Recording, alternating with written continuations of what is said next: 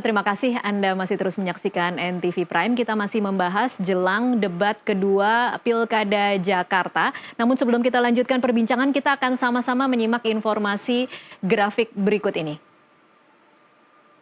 Ini adalah posisi elektabilitas calon gubernur dan calon wakil gubernur Pilkada Jakarta sebelum debat perdana yang dikeluarkan oleh Carta Politika, Poltreking, dan juga LSI. Kalau kita lihat data dari Carta Politika, untuk Ridwan Kamil posisinya di 48,3%, Dharma Pongrekun Kunwardana 5,6%, kemudian Pramono Anung 36,5%. Sementara data dari Poltreking, Ridwan Kamil Suswono 47,5%, Dharma Pongrekun Kunwardana 5,1%, kemudian Pramono Rano 31,5. Sementara data LSI menunjukkan 51,8% untuk RK Suswono, 3,2% untuk Dharma Kun, dan Pram Rano 28,4. Sementara data setelah debat ini ada survei dari Indonesia Political Opinion. Untuk Ridwan Kamil Suswono di angka 52,6%, Dharma Pongrekun Kunwardana 2,7%, dan Pramono Anung Rano Karno 27,1%. Memang di sejumlah survei rata-rata ada tren kenaikan untuk Pram dan Dul. Saya langsung tanyakan ke Mas Toto di sini. Mas Toto, apa yang salah atau apa yang tidak dilakukan oleh Ridwan Kamil Suswono dan apa yang dilakukan oleh Pramono Rano sehingga kemudian angkanya bisa seperti itu? Ya, pertama saya harus disclaimer, saya nggak berani komentari IPO ya, karena tidak di bawah Persepi, Asosiasi Lembaga Survei itu, Tasya. Baik. Jadi kalau kita baca dari 3 lembaga yang tergabung di bawah Persepi, trennya itu kan memang Pramdul naik. Jadi di survei awal itu LSI, lalu seminggu kemudian Poltreking, 2 minggu kemudian Carta Politika. Iya. Dan memang trennya adalah kenaikan dari Pram dan Dul. Kenapa? Menurut saya ini juga disebabkan pertama dari sisi efek kejut itu dimiliki oleh Pram dan Dul. Jadi Ridwan Kamil dengan Suswono ini malah cenderung anti klimaks. Kalau kita ingat sejarahnya kan saat itu dimajukan malah dalam skenario akan melawan kotak kosong saja atau melawan pasangan independen. Bahkan ada kesan ini di setting gitu ya, saat itu keramaian demo rencana revisi undang-undang pilkada dan lain-lain.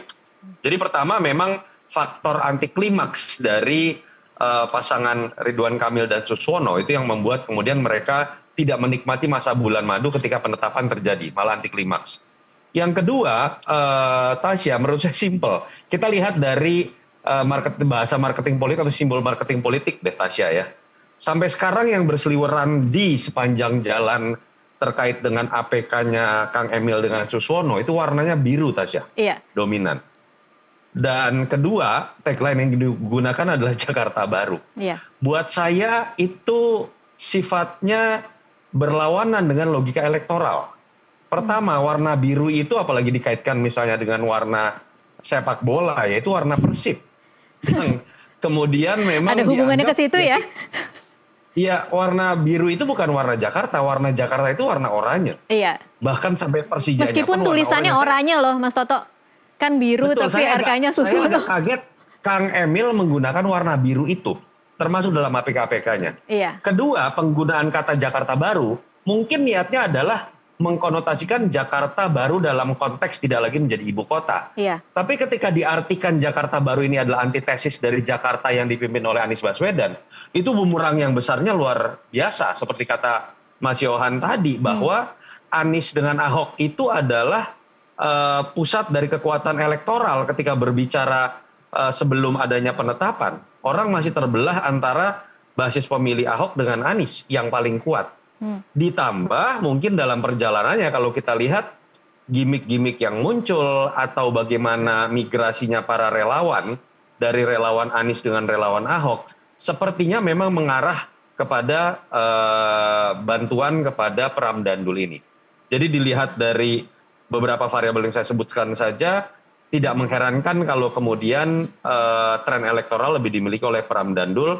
Kalau membaca secara statistik, Tasya ya, mencoba sedikit berspekulasi tentang data yang akan dirilis oleh LSI. Kalau kondisinya ceteris paribus, menurut saya sangat mungkin terjadi sudah crossing atau paling tidak akan sudah pada wilayah yang bisa berimbang di antara pasangan 01 dengan 03. Dan tidak ada sesuatu apapun yang bisa dilakukan oleh RK Suswono untuk membalikkan posisi yang semakin turun itu?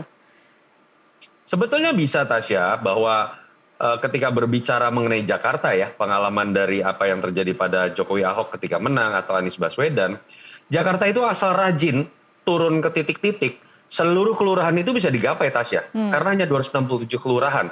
Beda sama kita berbicara bagaimana cagup di Jateng, Jabar, Jatim, nggak mungkin tuh tercapai dengan banyaknya titik belusukan. Iya. Jakarta asal sehari bisa di atas 5 titik, tergapai itu yang namanya seluruh kelurahan. Dan pengalaman dari peristiwa kemarin pilkada-pilkada sebelum, siapa yang lebih rajin belusukan, itu mempunyai pengaruh lebih besar juga untuk menang.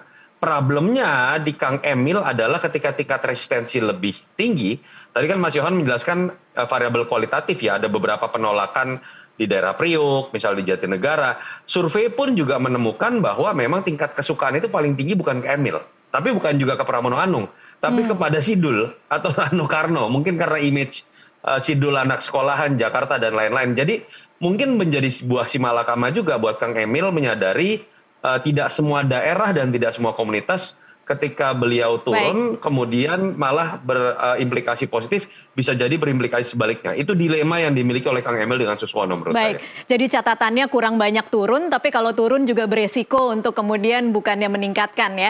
Oke, saya pindah dulu ke Mas Yohan. Mas Yohan, saya ingin kembali mengangkat ada temuan survei Litbang Kompas waktu itu pernah menyatakan bahwa ada faktor Prabowo, Anies, Ahok, Megawati ketika memilih kepala daerah di Jakarta. Apakah kemudian itu masih berlaku hari ini? Ya, kita itu survei jauh sebelum penetapan pasangan calon ya. Jadi memang kita mau mengukur apakah memang ada pengaruh antara sosok Pak Prabowo, sosok Pak Jokowi terhadap pilihan orang ketika memilih pasangan calon di pilkada saat itu.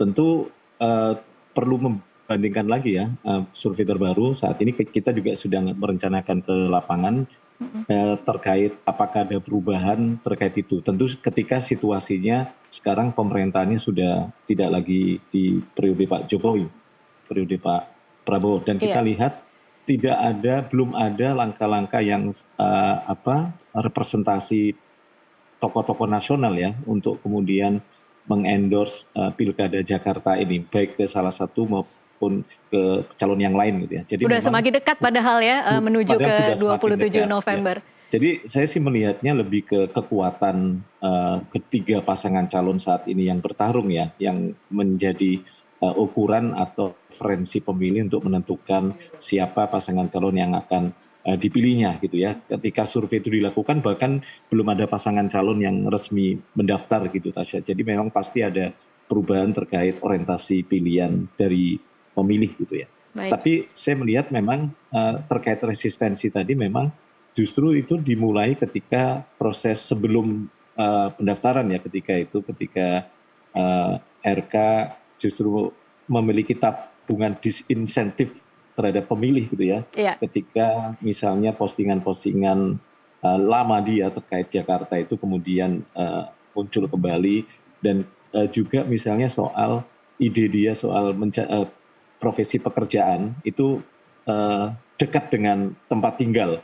Itu kan juga kontroversi ya. Sebenarnya tabungan-tabungan disinsentif itu kan juga dimiliki oleh Mas Pram ya, Mas Yohan. Jadi apa yang kemudian mengapa RK tidak bisa membalikkan disinsentif itu, sementara kalau kita lihat Pram kemudian bisa membalikan disinsentif tweet-tweet lama yang kemudian sebenarnya juga berdampak negatif kepada dia. Tapi sebenarnya yang langsung membahas Jakarta kan Mas Pram tidak langsung ya, hanya RK Jakarta ya ketika itu hanya RK. Jadi dari situ substansi atau ide tweetnya itu tentu akan mengarah sorotan publik lebih ke RK dibandingkan Mas Pram.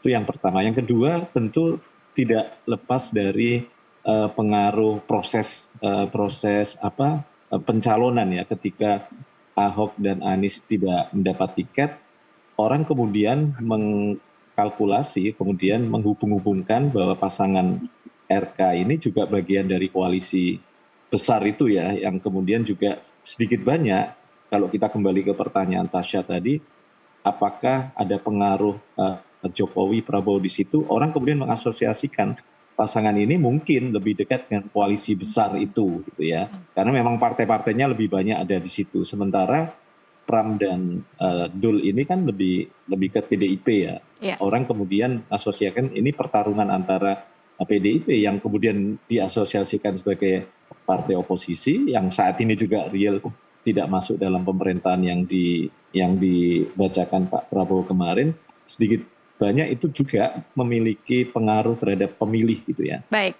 Terutama pemilih-pemilih yang selama ini mendominasi suara, pemilih Pak Ahok dan pemilih Pak Anies. Nah dari situ kan kelihatan kalau kita lihat resistensi itu juga lebih banyak tertuju ke Pak RK.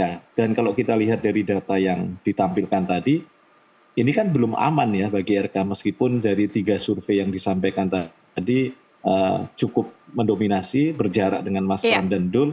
Tapi kita tahu Jakarta ini kan ketentuan 50% plus 1 itu akan jadi barrier yang akan cukup tidak mudah bagi RK untuk melampaui itu. Meskipun suaranya relatif dari survei-survei yang ada ya. Nah kita tidak tahu apakah survei terbaru nanti yang disampaikan Mas Toto nanti juga ada perubahan. Ya. Tapi kalau kita lihat kembali lagi seseorang atau pasangan calon itu punya peluang peningkatan elektoral selama dia tidak memiliki resistensi yang tinggi. Ketika resistensi itu tinggi, dia akan berat untuk mendapatkan tambahan insentif elektoral. Oke.